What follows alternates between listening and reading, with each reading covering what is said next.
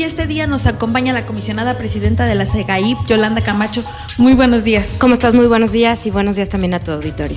Bueno, comisionada presidenta, importante esta etapa que estamos viviendo en materia de transparencia. Ya cada vez la ciudadanía está más interesada en lo que hacen las administraciones.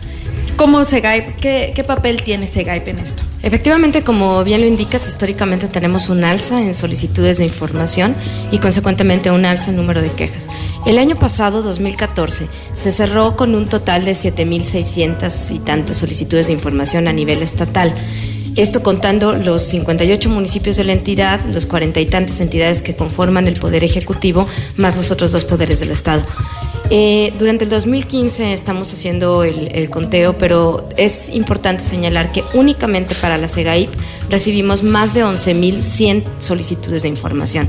Es decir, solamente para el ente garante nos subieron las solicitudes de información de 100 y tantas a 11,000 y pelos. Entonces aumentó a más del 1,000% y falta hacer todavía el conteo que se cierra ahora en estos días de todos los demás entes que tenemos registrados como entes obligados. Consecuentemente, el número de quejas que el año pasado no llegaron a las 600, en este año se trabajaron más de 5,400 quejas en total, lo cual nos indica que es más o menos, atendiendo nada más las de la comisión, pues prácticamente el 50%. Ahora, de que hay interés, efectivamente lo hay. Estos aumentos del 1,000% o 1,100 y tantos por ciento no son gratuitos, hay un interés. Sin embargo, también es importante señalar que lo ideal sería que tuviéramos 11,000 solicitudes de información y 11,000 peticionarios, cuando lo cierto es que el grupo no rebasa las 50 personas. Es decir, tenemos personas que hacen solicitudes de información de a 100 o 200 diarias, pero la misma persona. Entonces, esto sí nos habla un poco de que sigue habiendo una disparidad. Se tienen que atender todas. No importa si es la misma persona o si son 5 veces la misma pregunta. Todo tiene que solventarse conforme a la ley. Pero también es cierto que esto aumenta y nos posiciona a nivel nacional justo detrás de la Federación, del Instituto de Acceso a la Información del Distrito Federal y del Instituto del Estado de México. Pero hay que tomar en cuenta que tanto el Estado de México como el Distrito Federal sobrepasan por mucho la población que tiene San Luis Potosí, que estamos apenas llegando a los 3 millones de habitantes, cuando en el Distrito Federal y en el Estado de México nos sobrepasan por mucho. Entonces, es un Estado participativo. Es un Estado participativo, pero que le falta crecer parejo. Es como cuando pones una planta en la cochera de la casa y una parte le da la sombra y otra parte le da la luz. La parte que le da luz crece un poco más y la otra efectivamente sigue creciendo, pero no al par de la misma. Entonces, lo que a nosotros nos gustaría durante el año que entra es incrementar la participación ciudadana, pero de todos, no nada más de 5 o 10 peticionarios. Bueno, sin duda está el interés de estos peticionarios que a su vez la difunden de alguna manera, ya sea medios de comunicación, asociaciones civiles y todo eso, pero también está el interés de la parte opuesta, que son las autoridades, en este caso ayuntamientos y sindicatos, porque nos mencionaba la Asociación Ciudadanos Observando, que es la parte como ahí donde tienen el... Mira, efectivamente los resultados no se dan tan rápido como nosotros hubiéramos esperado, pero lo que sí es cierto es que estadísticamente hablando, en los últimos 2 años de la comisión ha habido mucho más procedimientos de sanción que los que ha habido en toda la historia de la comisión. Entonces, hay un procedimiento que seguir. En primer lugar, se tiene que seguir por varias cuestiones. Primero, porque la ley lo indica. Y yo creo que todos, incluyendo Ciudadanos Observando, queremos que cumplamos con la ley. La ley dice que un procedimiento de imposición de sanciones tiene unos pasos previos. Y se tienen que hacer antes una amonestación privada, una amonestación pública, extrañamiento por escrito, y posteriormente, si todo esto no se cubre, entonces pasa al pleno de la comisión, quien determina si se abre o no el procedimiento de imposición de sanciones. La ley dice esto y hay que cumplirlo. Yo creo que si queremos autoridades que se salten la ley, entonces estaríamos hablando con otro tipo de personas. Pero aquí se tiene que cumplir la ley, nos guste o no nos guste. En segundo lugar, los procedimientos también son tardados. ¿Y son tardados por qué? Porque en primer lugar tenemos que hacer la notificación de manera personal. Esta notificación de manera personal se vuelve un proceso tremendamente complejo. De entrada tenemos un solo notificador en la comisión que tiene que atender las 11,000 solicitudes de información y las 5,000 quejas y los procedimientos de imposición de sanciones. Materialmente una notificación, cuando vas y la notificas a municipios, implica el traslado. Y este traslado, obviamente, se hace a un lugar en donde nos estén señalando. Se tiene que regresar, se va retrasando la cuestión. Y muchos de ellos incluso son procedimientos ya abiertos contra ex servidores públicos, a los cuales hay muchas veces que hemos tenido que pedir el auxilio de la policía ministerial para que nos localice los domicilios en donde están. Muchas veces, efectivamente, a través de la Auditoría Superior, la Auditoría Superior del Estado la hace, nos proporcionan estos domicilios, pero encontrarlos también se vuelve ojo de hormiga, entonces se va retrasando. Sin embargo, ¿qué podemos hacer? Podemos notificar nosotros a través de periódicos, a través del periódico oficial del Estado, de edictos, con lo cual tiene un tiempo, o sea, se va llevando, los tiempos los marca obviamente el periódico oficial del Estado, y las cuestiones se van atrasando. Consecuentemente, la ciudadanía se va decepcionando de que los procesos se tarden. Sin embargo, ¿qué pasa? Si nos saltamos alguno de estos pasos, cualquiera de estos servidores públicos que se les inicie el procedimiento de interposición de sanciones, va a interponer amparos para defenderse ante la justicia federal. Y lo primero que revisa la justicia federal es que hayas cumplido con los procedimientos de ley. Consecuentemente, nosotros preferimos hacer las cosas como la ley nos indica, aunque sea tardado, pero no tener que nos estén diciendo a través de la justicia federal que le conceden el amparo a un presidente o presidenta o expresidente o expresidenta municipal. Así tenemos un muy buen récord. Todos los amparos, salvo 3, en donde se han ordenado que la resolución se vuelve a estudiar a fondo por una falta de agravios, es un expediente de la comisionada Ábalos, en esos 3 mismos que se ordena que se vuelva a estudiar. Lo cierto es que todos los demás se han sobreseído y no se han concedido. Entonces, quizá a corto plazo se vea como decepcionante, pero lo cierto es que los procedimientos vienen firmes. ¿Cuántos amparos habrán interpuesto por sanciones que ustedes hayan impuesto? Yo calculo que prácticamente unos 15, 16 amparos más o menos. Y el resto también eventualmente acaban pagando. Otra cuestión, porque son sanciones pecuniarias, que es importante señalar que no van al presupuesto público, sino que van más bien al bolsillo del presidente o presidenta o funcionario público en general que haya cometido la infracción. Y así también tenemos que cuando las multas que interpone la comisión se convierten en créditos fiscales que les cobra la Auditoría Superior.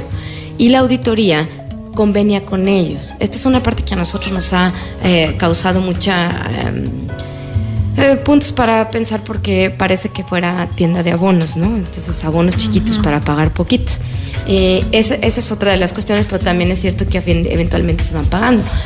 Tenemos una cuenta especial para todas estas multas, cuenta en la cual actualmente debemos de tener más de 100,000 pesos, que están ahí justamente separados de todo lo demás, viendo lo que se va haciendo, y tenemos una buena cantidad de servidores públicos que han estado pagando en parcialidades como les permite la auditoría.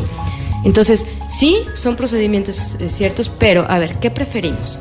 ¿Tener procedimientos express que se salten a la ley y que eventualmente el servidor público salga limpio, o preferimos trabajar un poco más lento pero conforme a la ley y con procedimientos sólidos? Como servidor público yo te digo que yo prefiero lo segundo. ¿Cuántos procedimientos habrán? Tenemos entre los del año pasado, que también ha sido muy difícil porque con los cambios de administración notificar y que ahí tenemos vivos, y los que en este año tenemos más de 50 procedimientos de imposición de sanciones abiertos. Y de estos fueron 15 amparos aproximadamente. Sí, fíjate que pasa una cosa muy curiosa.